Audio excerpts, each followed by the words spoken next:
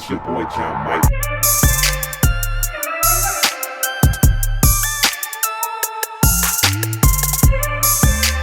Welcome to the Musician Mondays podcast, hosted by your boy John Mike, where we do interviews and we hit those relevant topics for musicians and producers. The Musician Mondays podcast, season 2, starts now. What up with you guys? You know who it is. It's your boy John Mike, and we are here today for Musician Mondays, the podcast. You know how we do with that. It is Monday. All of the creatives, all of your producers, all of my musicians, you just came out of what I call the week begin, because our week does not begin to Friday. It's not the weekend, it's the week begin for us. And now we are on Monday, which is now technically our weekend. So most of us are chilling, kind of getting our bearings, coming down off the weekend high and all of that stuff. Hopefully you wasn't too high on the weekend, but you know what I'm saying? You're coming down off of that weekend creative high. We're gonna say that. But I'm here today with my brother from another mother. The man that needs no introduction. Some people call him DO3. Some people call him D-Lo. David Outing. But this brother right here, I'm telling you, he just has, he just got the sauce right now. That's just all I can say, man. I mean, who aren't you touching right now? I mean, you just did Will McDowell. You doing, I mean, we done seen you James Fortune, Ty. I mean, you just Mary J. Yeah.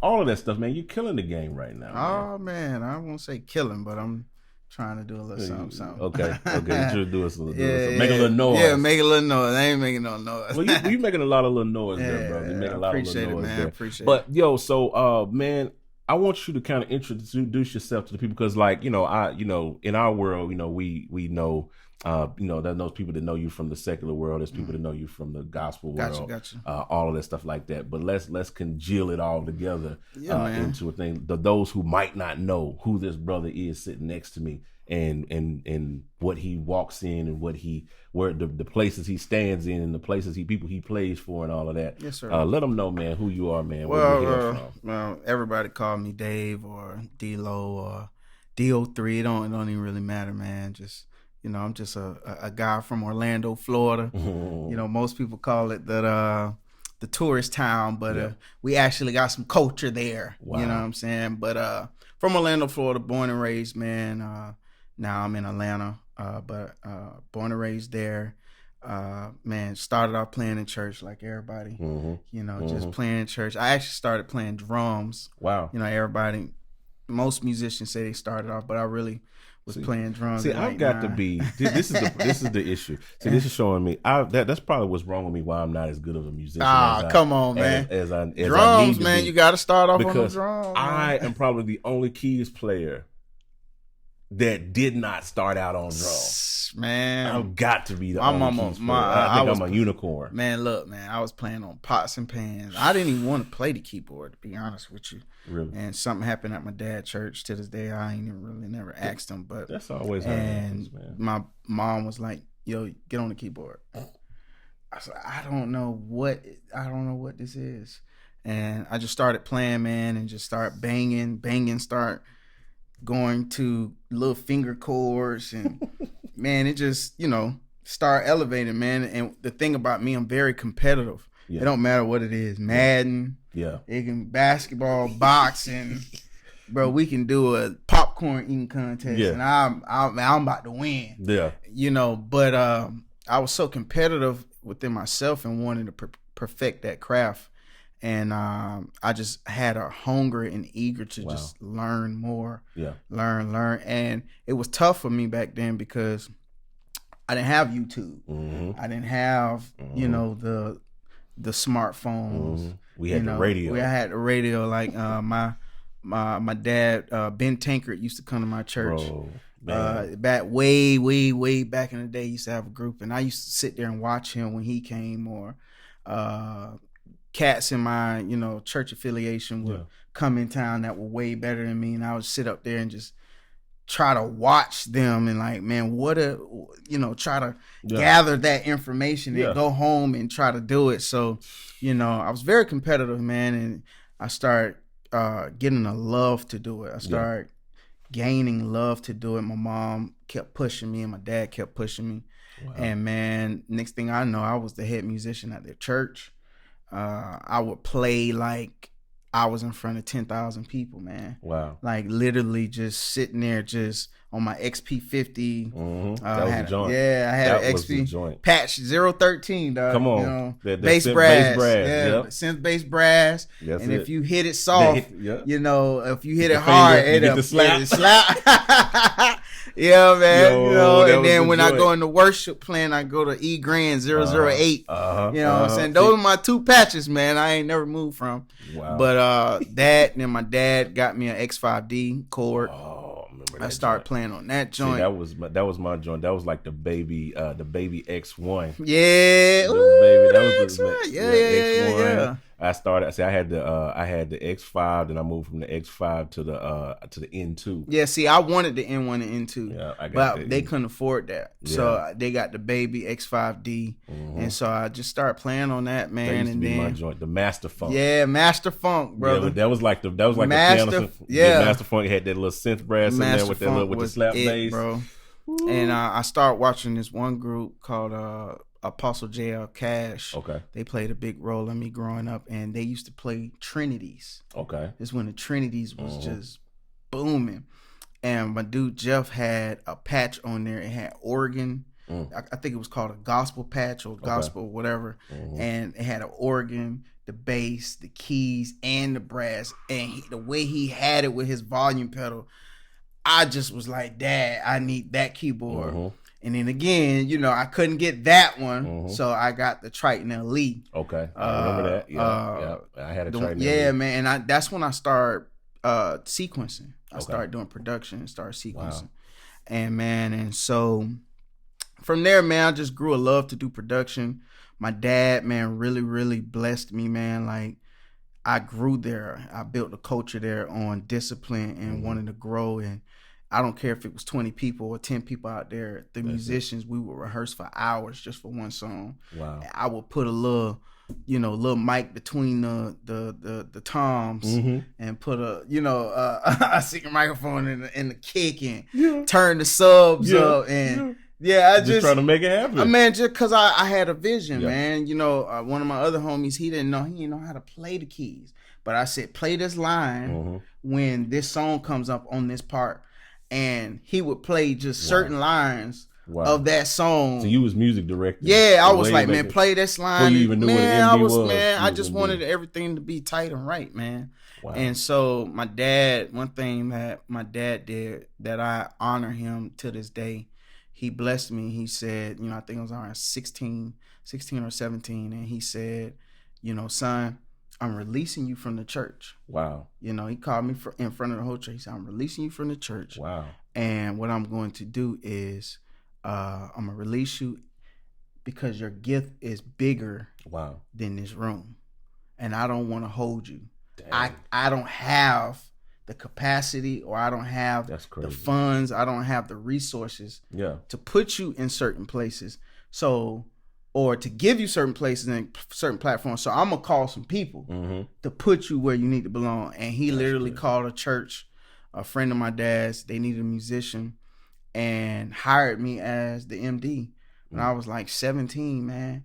And like from there, my dad released me from it. I didn't want to leave my dad's church. Wow. But he released me. And man, from there I started growing and my ears started getting better, started listening to different music and stuff like that. And, because go ahead. Oh, go ahead. What I was going to say is just in that development. So how did, because we was talking before, of course, he was telling this story of, which I thought was just amazing, of how you, which really what you felt like was the seed that started this, like the full, like what we see now. Yeah. And you was talking about the deeper conference. Yeah, Tell man. that story, man. That thing blessed me. Yeah, for those of y'all don't know what deeper conference was, Israel Houghton did a conference every year, a major conference. I mean, thousands and thousands of people around the world came to this conference. And one year, I had got tired of the praise team had went the year before, and they kept bragging about this conference, bragging. I was like, oh, let me see what this is about. And I was just in a point in my life where I wanted to better myself, man. I wanted to surround myself around greatness. I wanted to see how the top dogs do it, and just get information that I wasn't getting home. So, man, I had about $400 in my account. Wow. I used my last the check that came in to buy a ticket. I think it was like on Spirit or something. And it was a cheap airline, man. I found a ticket. I didn't know where I was staying. I didn't register for the conference. Wow. I didn't have no hotel. I didn't have a hotel. I didn't have a rental car. Uber wasn't even popping. I don't even think it was that back then. Yeah. I had to call a taxi from. So for those you millennials and people that don't understand what a taxi is, taxi is pretty much what we had to use back. What we use this phrase. That's when you know you're getting old. When you I'm getting kind of old. Back in the day, back in the day, what we used to do was we would you'd have to hail a taxi. And that was the equivalent of what Uber is now. So for this, we got to explain the terminology taxi, because everybody now, they know Uber and Lyft. Yeah, they Lyft. You can get, taxi, and they was taxing. Yeah. So I only had about maybe $60 on me. Wow. And I spent like $15, $20 just to get to the church. So this was completely by faith. Like, bro, you didn't book no. I didn't book no hotel. I didn't have nothing. You just said, I'm going. I'm just going. Wow. My plan was to just find a motel close to the, one of the little Motel 6 or a cheap, hole in the wall joint. Sleep with my clothes on. Yeah.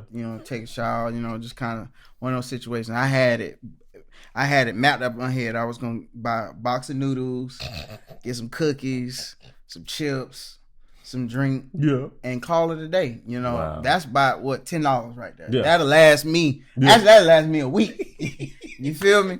But man, I had a plan, man. I was just like, man, I need to go better myself. Yeah. And so when I finally got to the church, a friend of mine was just like, yo, what's up, bro? Man, you got your bag? So you good? And he could tell that I had a sense of urgency or a sense of like what I'm gonna do. And so my homie was just like, man, look, I got a king size bed the church paid for. I could switch it to a double. Wow. And you could just crash here. I said, bro, for real? In my head, I'm like, yeah, I'm gonna say it, you know what I'm saying? Because I really didn't know, man. I really didn't know. And actually, I had a few of my friends up to see if I could stay at their crib, but it just didn't come by. But so my homie said, man, just crash here. So I was like, cool. And so, man, I didn't even register for the conference. I ended up getting in the conference, man. For every class. Wow. For everything, man. Didn't check no badge. Didn't check no badge. I just, when the crowd rolled in, I just rolled in, Wow. And I'm not saying y'all need to do that. Go pay your money for these conferences. Yeah. That's you was on a phase journey. I was just on a different another wave, man. And I went to Aaron Lindsay class. Wow. Never had met him. I was a huge fan of production. Went to his classes. I went to John Gray class. I just went to the classes. And long story short, man, the night before the last night, I think it was a Friday night or Thursday night, whatever night was, I passed Paris Bowens. Okay. Now, Paris Bowens, I had been a fan of him because of Ty. And now a fan of Paris Bowens. Yeah, I was just a huge fan, man. Yeah. And he walked past me. I went up to him and said, man, my name Dave, just connecting. Man, I'm a huge fan, blase. Wow. And then after we spoke, he turned back around. He's like, hey, man, I know you from somewhere. And I was just like, I don't know where you know me from. I don't play on big stages or anything like that. And he was just like, man, you play?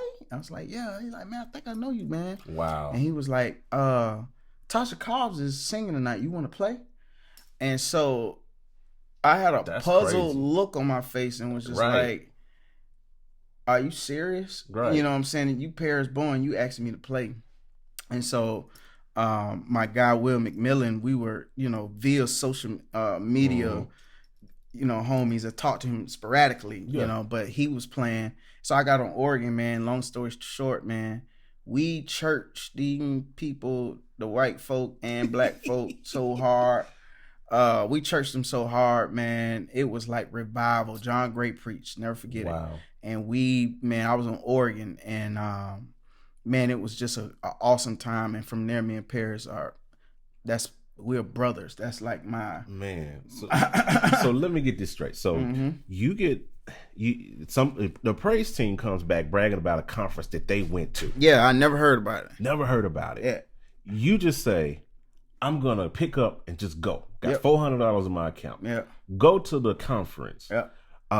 Don't pay for a registration. Don't pay for a hotel. Nope. No plan. You just felt the unction to go. On faith. Got in, went to all the classes. Yep. Just so happened to walk by Paris Bowens, and you end up playing at a conference in front of all of those people. The largest conference. In Texas around that time. Yeah, it was in Houston. In Houston, and you just off of faith. Faith, bro. A faith move, and the thing about it is, after that, I kept in contact with them sporadically. Yeah. And Chris which is the MD for Israel. I don't know if he's still the MD now, but Chris and Paris called me and was like, yo, come be a part of the conference this year. Wow. But actual part, being a band member of the conference. That's and man, I was just honored, man, to do it. And I didn't tell you when we was talking about this, but Israel came in maybe 15 minutes before showtime, and he was like, yo, Tasha Cobbs and CeCe Winans is coming. They honor CeCe Winans. They don't want to do the track. We need somebody to learn Alabaster Box.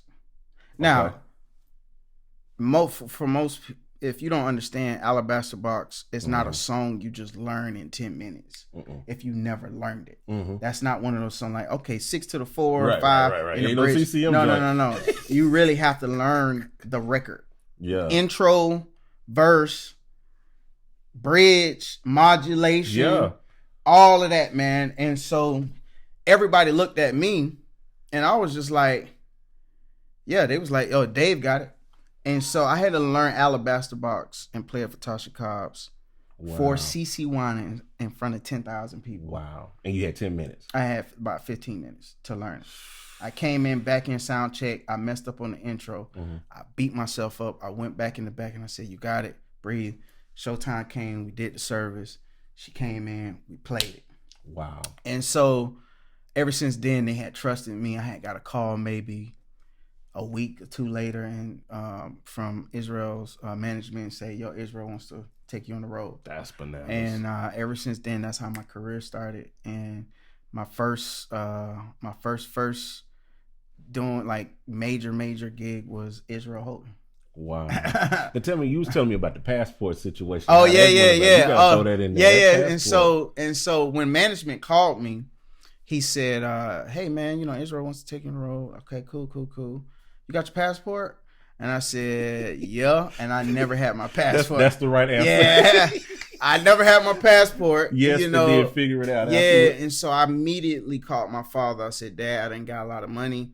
I don't know what it would take to get a passport, but I need to borrow maybe like $500, man, so I can get this drug expedited. Yeah. I got to get it to them whenever. I didn't have a vehicle. I don't think I had a vehicle, so I couldn't drive to Miami, which is about 4 hours from Orlando. And schedule appointment. I couldn't do none of that. It was quick. So my dad blessed me, got my passport, and my first show with Israel was in Toronto, Canada. Wow. Yeah. Wow. Me, Justin Rand. That was your first time out of the States. That was my first time out of the States, bro. Dang. My first major gig was out of the States with Israel Houghton in Toronto, Canada. That is bananas. Never been out the USA, never been with a A-list artist, and man, it was history from there. And now, a word from our sponsors. This episode is sponsored by GospelProducers.com. Gospel Producers is a website with courses from some of the top award-winning producers and engineers in the gospel industry, like John Yash, Aaron Lewis, Jamel Kimbrough, and many more coming soon. Follow the link in the show notes to enroll in one of their courses now and get 5% off the enrollment fee by using the promo code 5OFF at checkout. Now, back to the show. Man. So I'm definitely grateful. And the crazy thing is, everybody in that circle, from Justin Range to Paris to even Aaron, man, like, that's my big brother. Like, wow. We all are like friends. That's crazy. Like, talk to have started from a faith of like faith move, man. To get to you sitting in this class, now you jump. And I gotta say this, what really made me jump was I was listening to Steve Harvey's show. Okay. One morning I was working at UPS warehouse, and one thing that he said was, "You know what's wrong with these Negroes today? Let me tell you. Them Negroes always think," and he basically just said, people mix up the word opportunity. People think opportunity is something that comes to you, especially in the black culture. We like, man, my opportunity coming, and we sitting. Exactly. They think opportunity is something that just, okay, my opportunity gonna come, so I'm gonna just sit down. And Steve was like, no, this man was sleeping in his car. This man was, getting it. Yeah. You know what I'm saying? Yeah. And so he had to go chase it. Yeah, exactly. He had to go get it. He had to go out. One of the places he was in Jacksonville, Florida. He had was story. Driving, and then got a call to do Apollo in New York. So he did gigs from somewhere in Florida, I think Jacksonville or Tallahassee, something like that. Did a couple shows and then flew there. Man, you got to go get it, man. And so when I listened to that radio show, man, that, if I've met Steve Harvey, but if I ever had a chance to sit with him and talk to him, I would tell him about how that changed my life, man. But like you said, man, it's just that it's like you said, people think that opportunity will come and find you. Yeah. And then we waiting on people to give us an opportunity. We even ask, man, bro, just give me a chance, just give me an opportunity to do blah, blah, blah.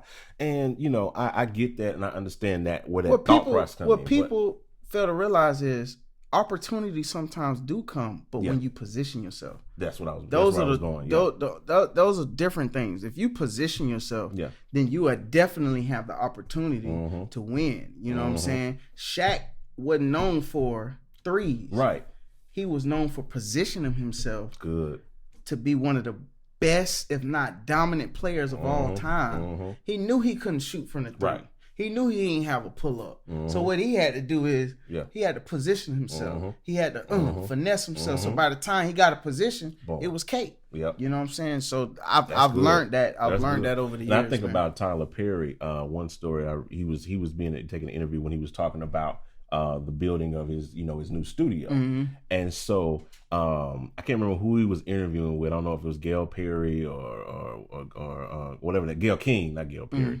Gail King or whatever that lady was. He was interviewing with somebody and they asked him a question. They said, what made you build the studio in Atlanta?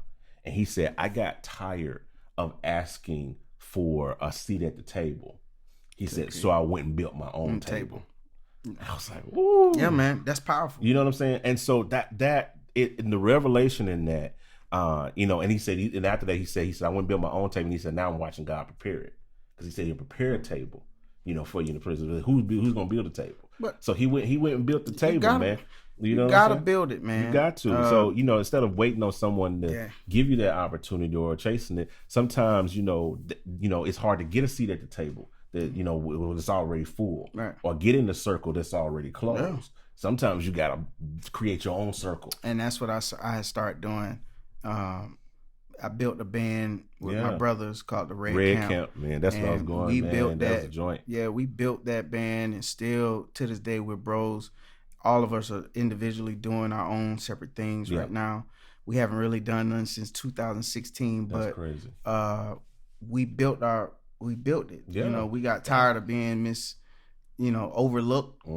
So we just like, you know what? Let's just do it. You know what I mean? And now we've been blessed to travel. I've been around the world twice, man. Wow. Literally around the world. That's you know, and so building your tape. I look at Puff Daddy, Diddy. Yeah. And because you recently got a chance to sit in at yeah, his 50th, yeah, right? I did his 50th birthday party, and one thing crazy. I learned from that was just when he got fired from, he was an A&R at his the label he was in I think like 91 or something, and he got fired, and he didn't quit. Mm-hmm. He went and found an artist by the name of Notorious B.I.G. He went and found Lil' Kim. Yeah. He went and found Jodeci.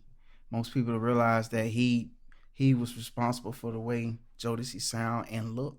Wow. You know, Mary J. I didn't know that. Yeah. If you go look, he's responsible for that group. Wow. You know, I think he was responsible for it before he got fired. But he found a lot of artists, you know, Mary J. They was trying to make her out to be like Whitney Houston or something. Okay. And he was like, man, you know what? Dress her like my girlfriend. Put a backwards hat on her, put her some Timbs and a skirt and a jacket on. And it became that whole hip hop soul.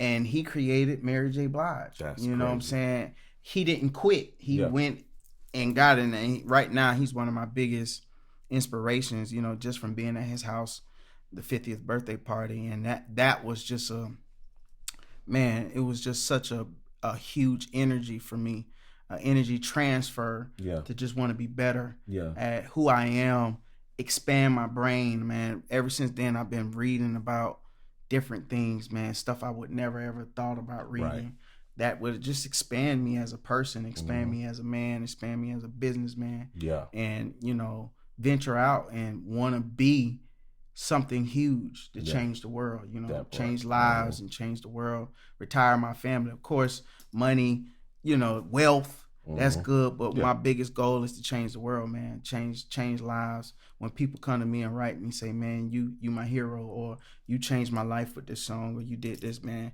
it brings joy to me because you know, I left a legacy. That part. You know, my granddaddy was one of my biggest inspirations, and he left a legacy. Wow. You know, and that's big for me. You know what I'm saying? Like leaving a legacy for my kids and for the world, man, to change the world. You know, I definitely want to change the world. Oh man, it's done, man. You got it, man. Man, I appreciate that. You got it, and that you're definitely like trailblazing the path. So where do you go from here? What's the next move, or I know you say you're kind of in that meditative, you're on that wave, but what's the inspiration that's driving you right now? It's crazy, man. I don't got that question has been ringing in my phone for the last couple weeks. Man, what's next, bro? What you got going next? Yeah. My inspiration, man, my family, man. My family is my biggest inspiration right now. Staying focused, you know, hearing from God, and just, you know, my big, like right now, like I just said, my biggest inspiration right now besides my family would be leaving Diddy house. Wow. That really, you know, it was 500, maybe 600 people on the guest list, but the guest list was who's who. Yeah. From Kobe Bryant to Beyonce, Jay-Z. And you just sitting right next to him. I'm just sitting all up in there. Usher, Dappin, Tyler Perry, everybody. You know, I don't even know who I am, but they know I'm affiliated with somebody because I'm in the room. So, you know, right now I'm just in my energy wave of, you know, being successful, man. Yeah. Music, of course, but more so outside of music. Yeah. You know, definitely music. I got some artists that I'm getting ready to, I got something I'm working on to where kind of building artists, artist development on the secular and gospel side. Yeah. Got a few things that's coming out. So nice. Y'all look out for it. Working with a guy by the name of Tim Bush. Oh yeah. Yeah, Tim Bush is one of my good friends, but we really record getting ready to drop February 7th. Wow. He's under the management of Ty too as well. And so, but you know, got some things going on, man. I'm just in a whole, I saw the light, dog. And look, we working on the master class. Yeah, we're working on master class, man. And Shameless little plug there. Yeah, Just wanted most to throw definitely, that in. man. But we'll throw some links down in the description and stuff for you to check that out. You know what I'm saying? We're gonna be building that for musicians and people that want to learn about programming for shows and tours and things like that. This is the guy for that. And I just want to throw that in. I know I try to keep the podcast as less promoting as possible, because I want it about the knowledge and I really want to help people and keep them moving. But you gotta throw a plug in there. Most definitely, man. This episode is sponsored by. You know what I'm saying? Hey, that kind of stuff. But whatever, just being able to build those lanes, those income streams. That's where I'm at. The same thing, because I tell people all the time, it's about. We're here in my studio. My upstairs is where my family and all of my house. This is the basement of my house. Yeah. So I tell everybody that what's most important to me right now is those 7 other people that are upstairs. Yes, sir. That's what I'm doing down here is for everything up there. It's leaving that legacy. Now our parents and my father and all of that, they did the best that they could in their generation to get us where they where they could. Absolutely. So it's our job to do better. Even my dad told me, he said, do better in your generation than what I did in mine. You got to carry the ball further than what I carried it. Right. That's where you are same now. Here, man. And you do the same thing. You pass it down to your children and they do the same thing. That's the legacy, man. That's that building of that. And so, it's me right now, the wave I'm on. It's like, I want my children and my wife and them to be so taken care of to the point like where when my son gets ready to go to college, I could be like, paying for it full, or if he says he doesn't want to go to college, maybe he says, Dad, I want to start a business. I got a business idea. Okay, how much is it going to cost to get it started? About $100,000. Okay, here you go. Like that, and no sweat. That's the grind right now. It's not about the fame. It ain't about the fortune. It's about trying to build that legacy. Man, legacy is everything. I was watching a movie, and it didn't hit me till the second time I went back and really saw what he said. And it was the Joker movie. Oh yeah. And he wrote down, I hope my life make more sense. CENTS. Like money. Yeah. I hope my life make more sense when I'm dead. Wow. And it didn't subtle. It ain't do nothing to me. I was like, oh man, he just crazy. He misspelled. Man, that thing hit me like a ton of bricks. He was talking about legacy. Right. He was talking about legacy. It hit me so hard, it slapped me on the side of my head, man. I said, babe, you saw this, bro? Damn. And it was in a negative way. Yeah. But I know what you're talking about. I was like, oh my God. I think that went over a lot of people's head. Yeah. That they didn't catch that. I caught it. Yeah. Say, I hope my life make more sense when I'm dead. He was talking about legacy. That's deep, man. That's huge, man. I don't miss much, man. Like I take I look at movies. I look same. I don't miss a lot of things. So that really caught my eye, and I'm like, man. Even when I'm gone, I want my legacy to live. Keep living. I want my, Michael Jackson family will forever eat. Forever. He's been gone. How long now? Almost 10. Almost 10. Yeah. That'll be right on it. Yeah. Actually over. Yeah. 2009. Wow. Yeah. Yeah. It was 2009, and so 11 years this year. Family still eat. You know what I'm saying? He done made more money dead than alive. Feel me? And so, that's my thing. I want to leave a legacy. I want to create a legacy. I ain't going nowhere no time. Right. No. I know what you're saying. But my legacy is what I want, and not just to my kids, man. To the world, my family, but to the world, man. I want people to know that I was here. I want them to not say he was a great musician. Right. I want them to say he was a great producer. Right. He's a great man. That part. And he changed lives through being music. I used to always think, when people say I am music, I used to think that was true. It's not. I'm not music, man. That's just what I do. Yeah. Music is the stepping stone to what God really wants you to do. That's good, what I'm saying? Man. So I've learned that now, and I see it crystal clear. Oh, it's like crystal clear, dog. See, but that's the kind of stuff that I want to do with this podcast that I like bringing to the table. It's that inspiration. It's hearing these stories. Yeah, man. It's hearing people's journey. You know what I mean? I would have never known that about you because most people know Dave. He killing on keys. Dave did play for Anthony Hamilton. Dave that had Red Camp. You know, Dave that did. But I don't know Dave that picked up his bags and took $400 and ran off. You know, and ended up in a faith move that ended up starting the whole thing. Right. You know what I'm saying? You don't see that. You see the story. You see the glory. But you don't know the story. And everybody has a story behind the glory. You know, names just don't, the name pops up and we see in the end result. But there was a journey that got you from point A, I call a series of fortunate events. Yes, sir. That got you from here, and this led to here, this led to that, and that. Because I saw this video the other day with this guy, I can't remember what it was, but he was laying out, he was talking about destiny and stuff like that. And he said, most people think that, you know, goals, he was talking about goals. He drew out this little thing on the table. He drew out a little Sharpie and he put a circle. He said goals, and he put goals in there. And then he said that he drew another little circle and he put you.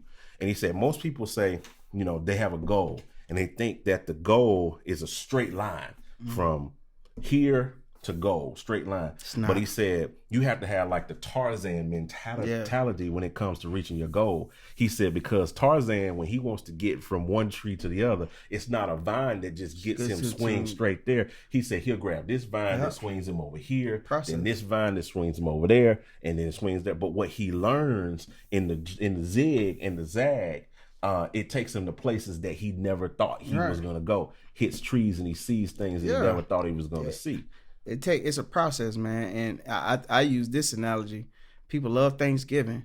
Would you be mad if your mom made boxed macaroni and warmed it up in the microwave? Like, would you be mad if she just stovetop stuff? Yeah, if she, microwave stuff. You know, if she went and bought just a pie as good as Miss Patty Pie's is, you don't want no Miss Patty Pie. You want that pie that come out of the oven.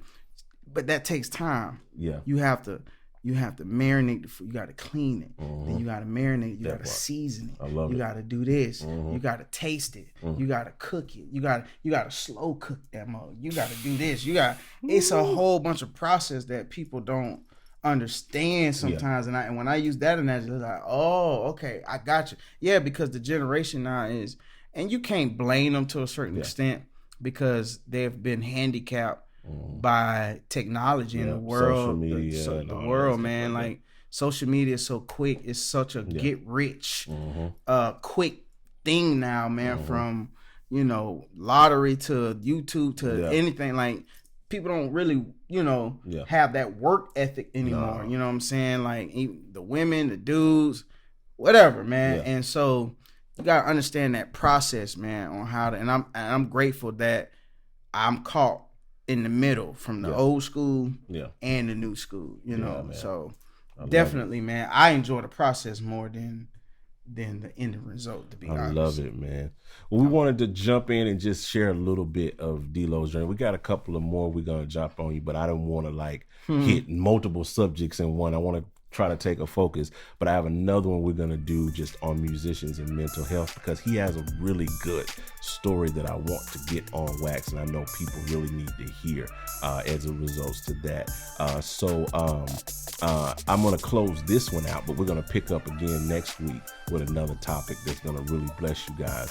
So I appreciate you guys hanging out. You know how we do. If you're watching on YouTube, if you're doing those things like that, you hit the subscribe button, turn on those notifications, do all those things that you do on the video. Oh yeah, and before we go, give your information for those who want to connect with you on Instagram, Facebook, all those places like that. Get that stuff. Facebook, David Outing, DAVID OUTING. My IG is DLOKEYZ, DLOKEYZ. And just click the follow button, man, and I'll get back to you as soon as I can. But come with me on this journey. It's a journey. I still got stuff up there where you can see my old things, the stuff I did in the past, and I still got some stuff that I'm doing in the future. So come on, follow me and get on this journey with me. Yes, sir. Well, we'll holler at you guys on the next video. I'm out. Holler at your boy.